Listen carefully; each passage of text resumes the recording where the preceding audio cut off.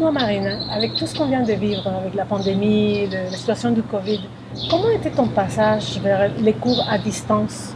Ben, au début, c'était assez difficile pour moi parce que on m'a sorti de mon environnement. J'étais plus avec mes amis, mes collègues, mes professeurs. Puis c'était assez difficile parce que j'ai pas l'habitude de travailler toute seule. Surtout pas avec les interactions que je fais tous les jours dans mes cours, surtout dans mon programme et tout. Donc c'était pas facile, mais je trouve qu'avec la technologie qu'on a aujourd'hui et à l'accès qu'on a à la technologie et à la communication virtuelle, travailler toute seule, sans la supervision de personne. À la fin, je me suis fait une routine et ça s'est super bien passé, surtout avec l'aide de mes profs. Au début, c'était difficile parce qu'on s'envoyait des courriels et c'était pas très facile de communiquer. Il fallait qu'on attende quelques heures pour avoir une réponse, mais après, on a trouvé des façons de se parler plus facilement, par exemple sur Facebook, sur Instagram, sur des plateformes beaucoup plus instantanées. Parle-moi de ton interaction avec les profs, les nouvelles habitudes qui se sont créées entre vous.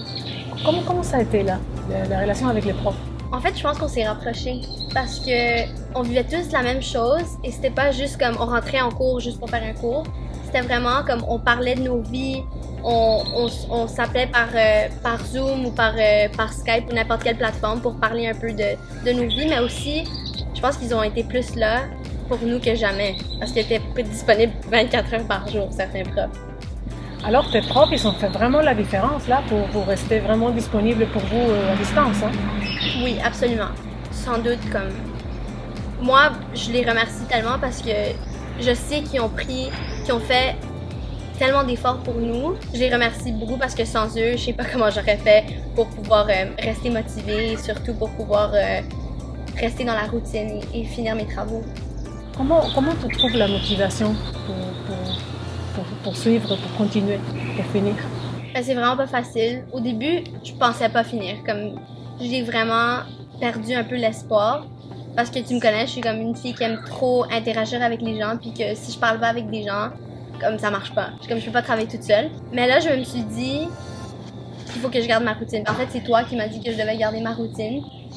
Puis avec le yoga qu'on fait tous les jours, comme on se lève tôt, on mange, comme il faut vraiment qu'on se fasse un horaire. Pour moi, c'est comme ça que je suis restée motivée. Et sans cette routine-là, sans cet horaire que je me suis fait toute seule, c'est sûr que j'aurais tout fait à 3 heures du matin, dernière minute.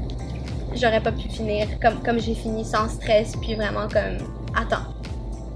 Avec toute cette situation de confinement, d'isolement, est-ce que tu as peut-être découvert un talent que tu connaissais pas de toi-même?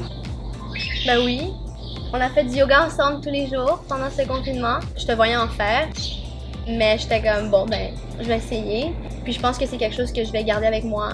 Ben s'il fallait que je résume vraiment mon expérience en quelques mots, je dirais que ça serait vraiment de l'adaptation.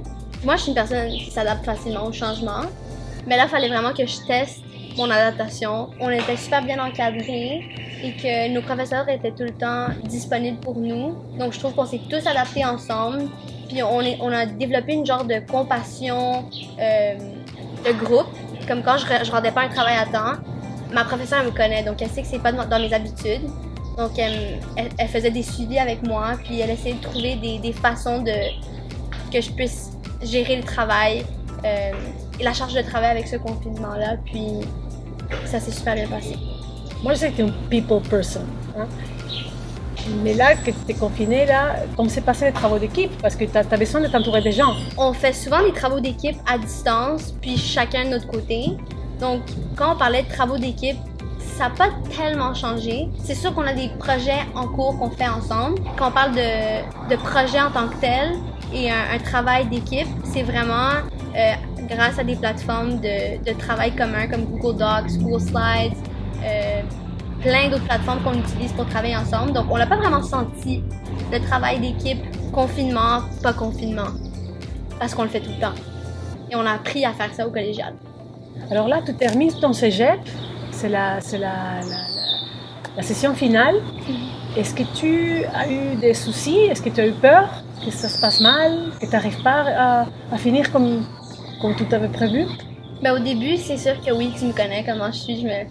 Je pense à tous les scénarios, mais avec le soutien des profs, la technologie, et le soutien de mes collègues aussi, j'avais même pas besoin de stresser parce que je sais que tout était là pour moi. En fait, j'ai jamais été inquiète vraiment pendant ce confinement puis ces cours à distance parce que je me suis toujours sentie encadrée et surveillée, mais d'une façon positive par mes professeurs et par mes collègues.